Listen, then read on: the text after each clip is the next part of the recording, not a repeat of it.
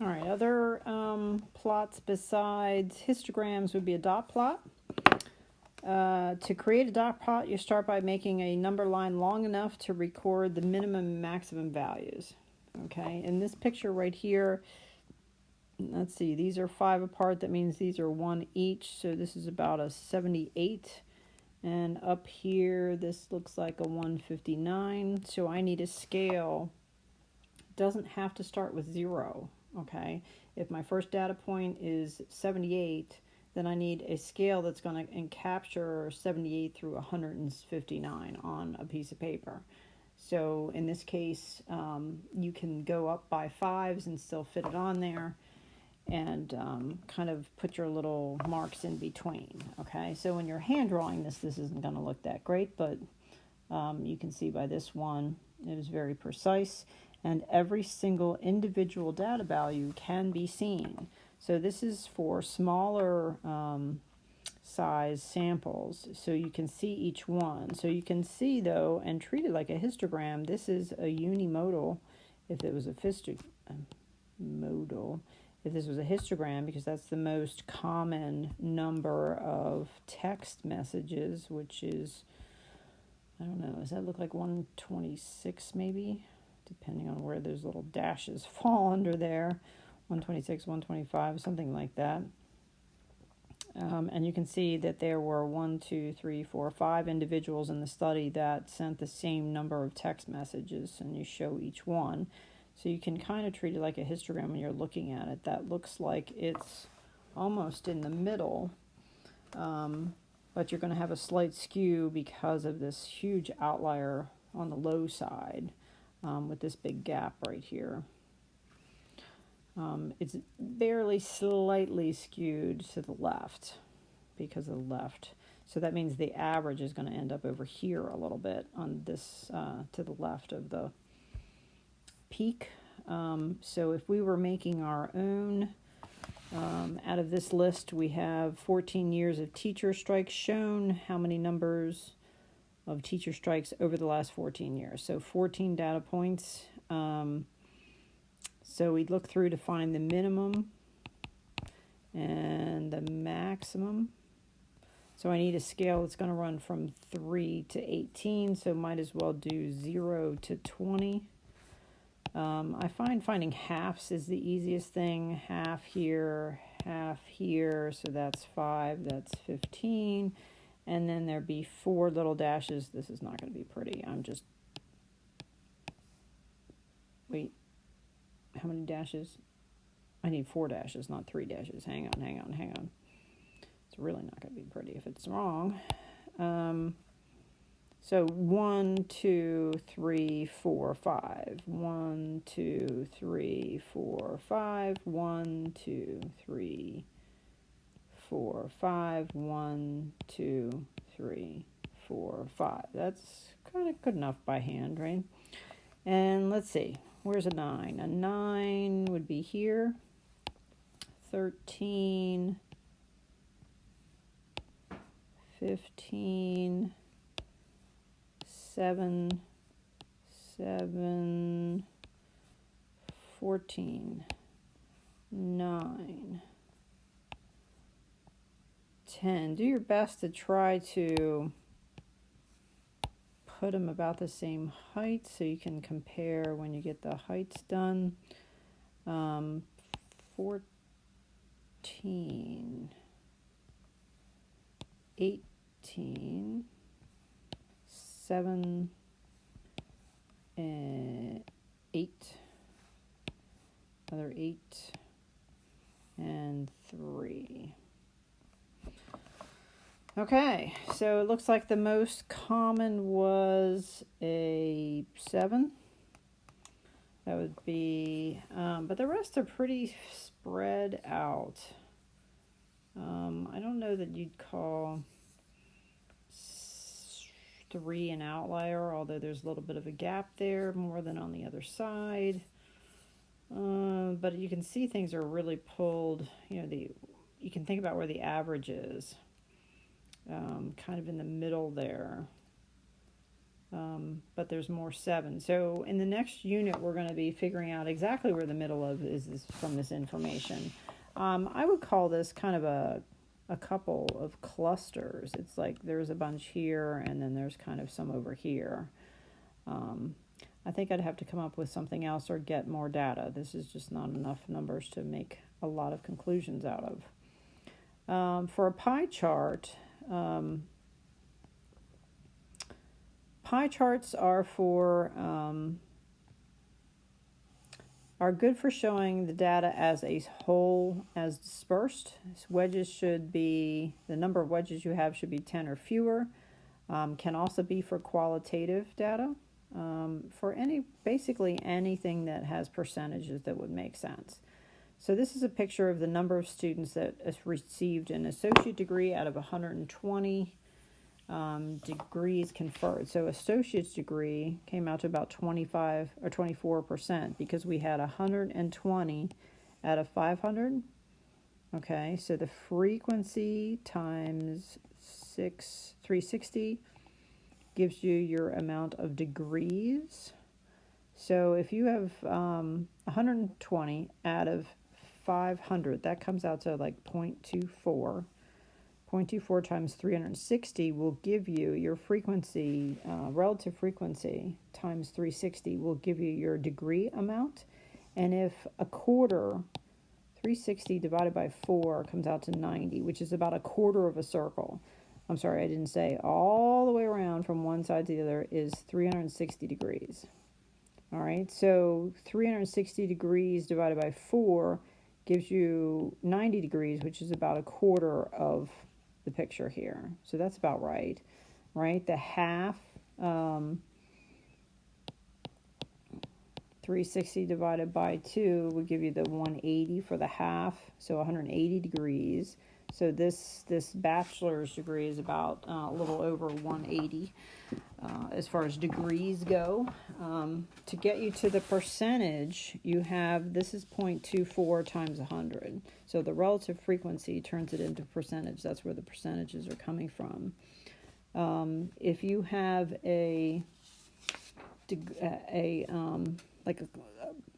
if a quarter of a circle is 90 degrees, half a circle is 180, you could do a third is going to be 360 divided by 3. It comes out to about 120, or exactly 120.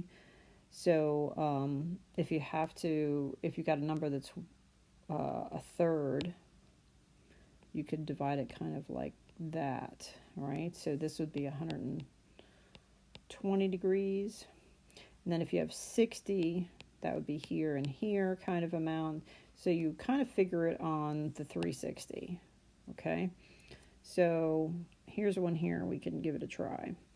So we have a frequency of the reasons we travel.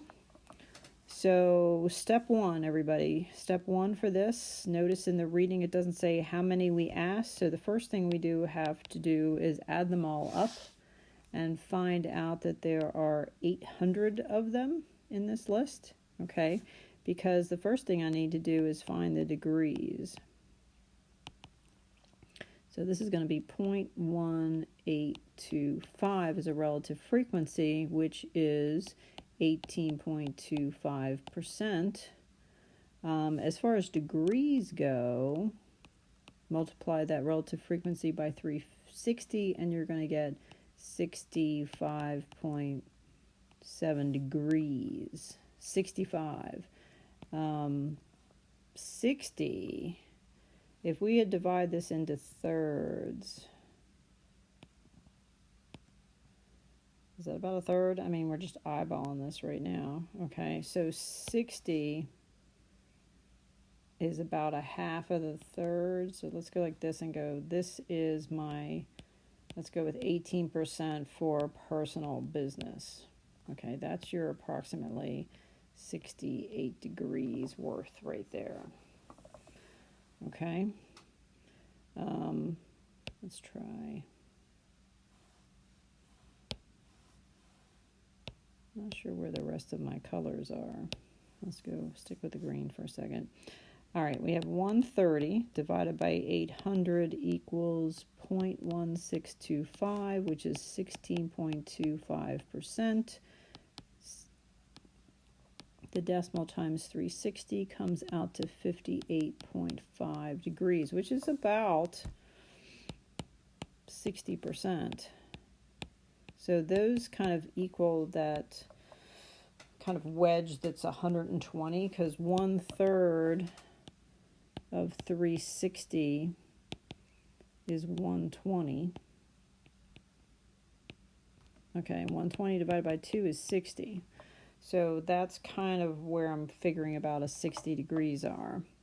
All right, then we've got more. 225 over 800 equals 0.282125, something like that. So this is about 28%. Times 360 comes out to 101 approximately degrees. 101 is a little less than a quarter, or a third would be 120. So it's a little less than that. So I'm going to kind of go here and take this one out. Looks like it needs to go a little farther. Maybe there. I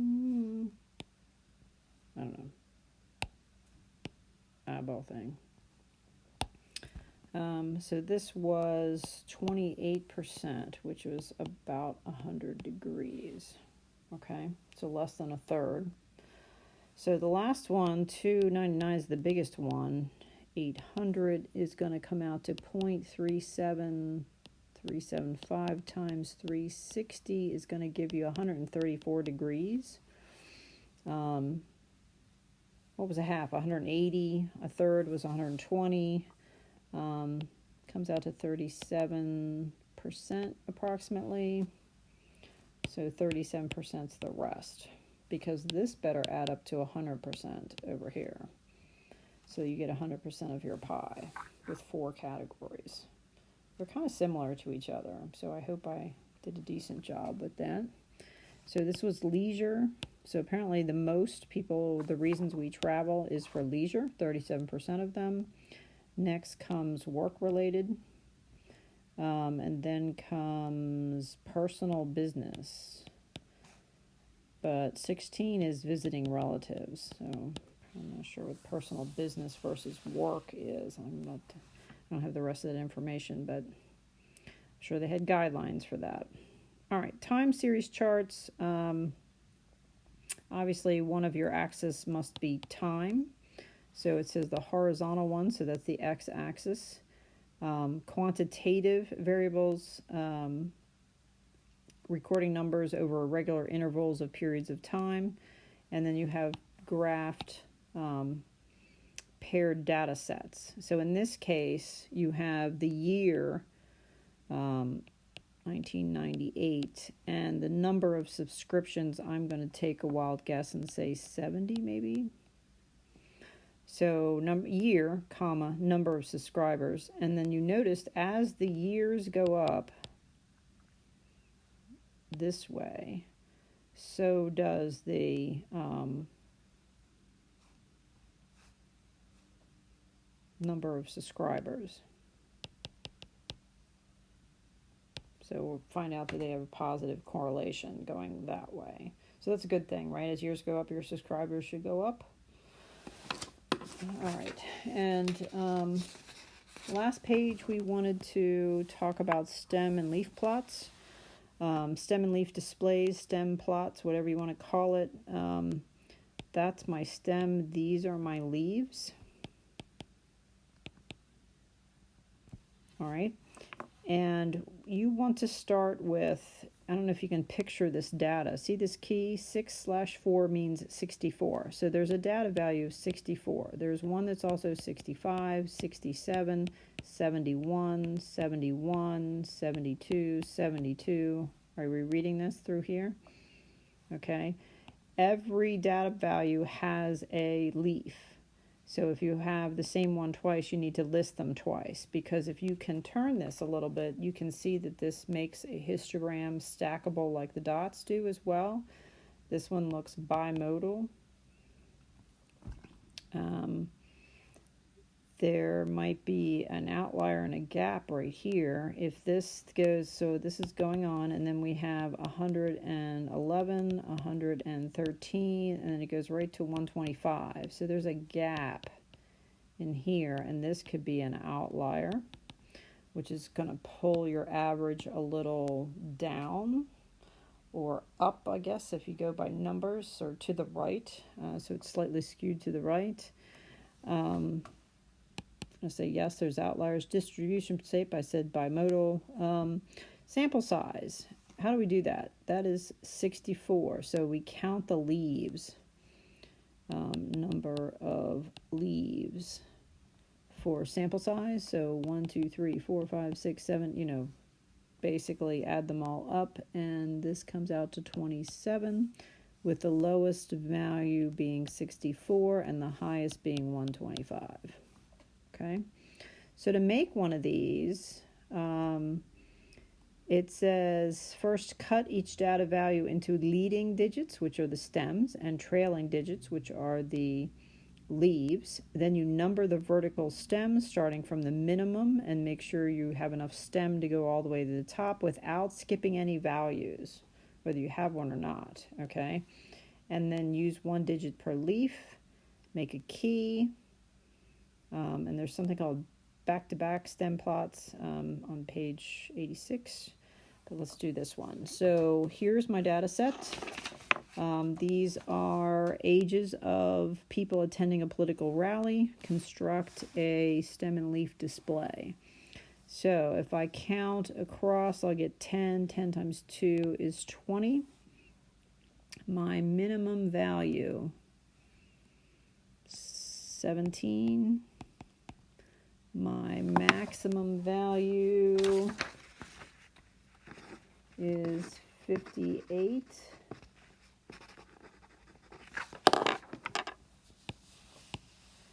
All right, so basically these are all, notice all these numbers have 2 digits. So my stem is going to be 1 digit and the leaves are going to be the other, and my lowest is a 17, so that's there. So I'm going to say my key 1/7 is 17. So if I started with a 1, I must write 2, 3, 4, 5. I get all the way to there. Oh, I didn't need to make this so long to get to 58. So 17, 58. Are there any other 50s? There wasn't any other 50s, so I can put that there. All right, 17. Is there an 8? Yeah, 18. 19. Is there any 20s? No 20s. 21. 21. There's another 21. 22. 24, 25, 26, 27, 29.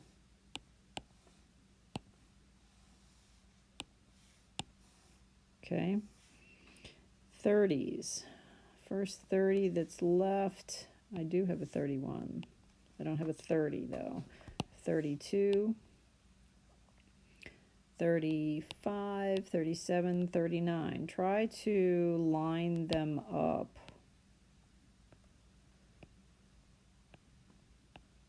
Okay, try to line them up so you can tell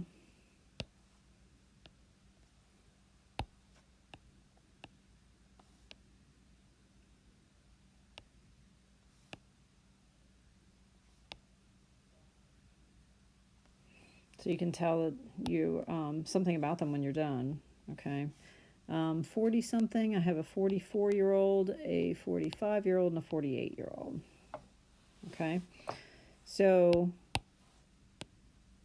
these red lines don't belong, but I was just being really sloppy, so I wanted to kind of straighten it up. But you can tell, if you turn your head sideways, this is a unimodal, if this was a histogram, because let's make some assumptions about this. Oh, sorry, I forgot to write 58. and 17. Excuse me. The most of the people were there. They were in their 20s. Most 1, 2, 3, 4, 5, 6, 7, 8. 8 out of 20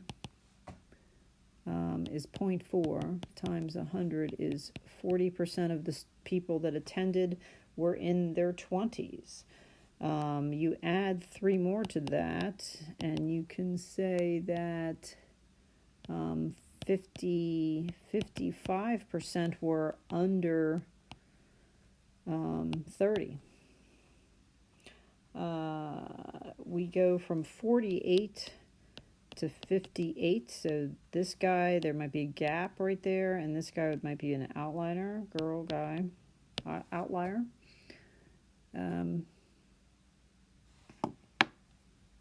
But you get the idea. It looks like I would be able to say most of the people there were under 50 as far as my descriptive statistics.